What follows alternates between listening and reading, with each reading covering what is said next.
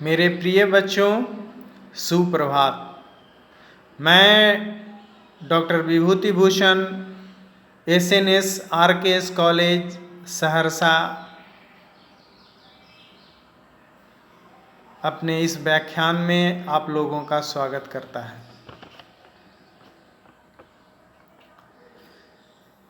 मैं गुप्ता डायनेस्टी के बारे में बता रहा था। पिछले व्याख्यान में मैं गुप्तों की उत्पत्ति के बारे में बताया, जिसमें मुख्य रूप से शूद्र होने का जो मत है गुप्तों का, उसके बारे में बताया। आज मैं आप लोगों को गुप्तों का जो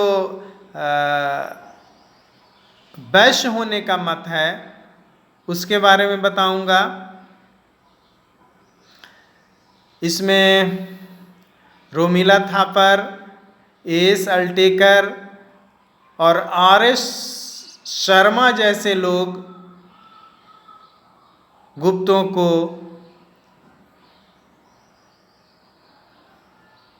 वैश्य कहा है,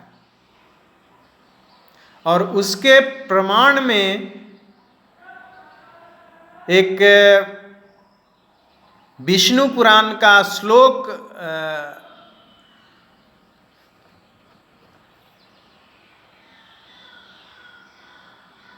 का रेफरेंस दिया गया है, जिसमें कहा गया है कि ब्राह्मण लोग अपने नाम के अंत में शर्मा लिखते थे,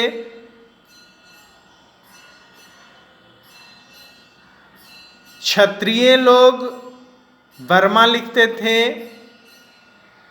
वैश्य लोग गुप्त लिखते थे और शूद्र लोग दास लिखते थे। और चूंकि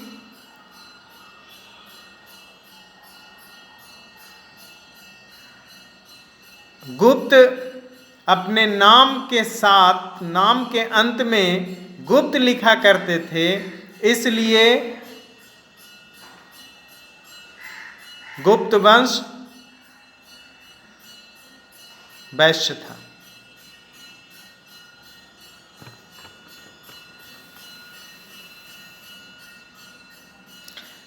लेकिन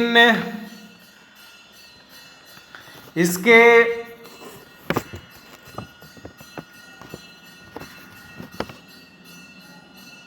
समीक्षा करने के पश्चात ऐसी जानकारी प्राप्त होती है कि गुप्तों का दूसरा शासक घटोत्कच ही अपने नाम के साथ गुप्त उपनाम नहीं लगाया।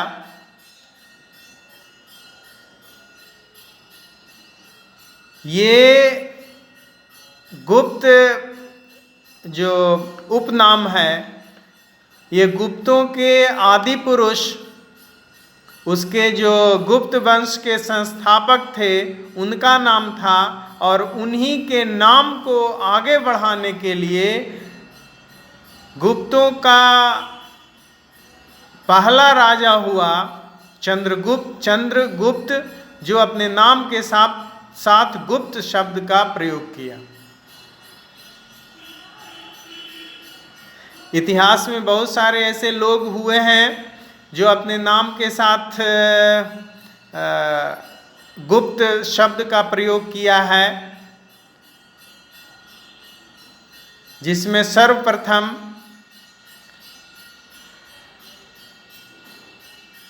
कौटिल्य, जिसे चाणक्य कहा जाता है, उसका एक नाम विष्णुगुप्त भी है।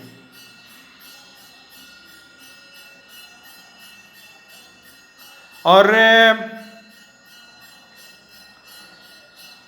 ये हम लोग सभी जानते हैं कि विष्णुगुप्त एक कट्टर ब्राह्मण था।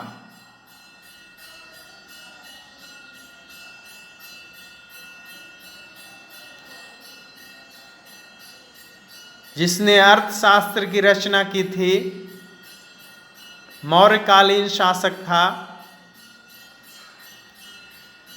मौर्यकालीन शासक का राजपुरोहित था। तो हम लोग इस आधार पे यह नहीं कह सकते कि गुप्त लोग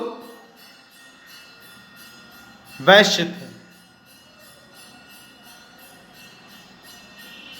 यानी कि गुप्त लोगों का वैश्य होने का जो प्रमाण दिया जाता है वो बहुत हद तक निराधार प्रतीत होता है।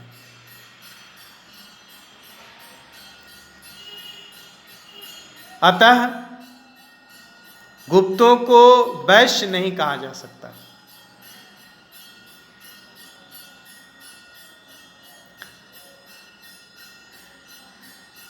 मैं अपना व्याख्यान यहीं समाप्त करता हूं। अगले व्याख्यान में इसके आगे की चर्चा करूंगा।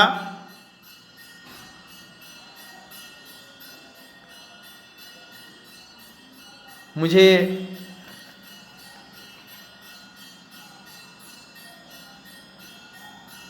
इजाज़त दें।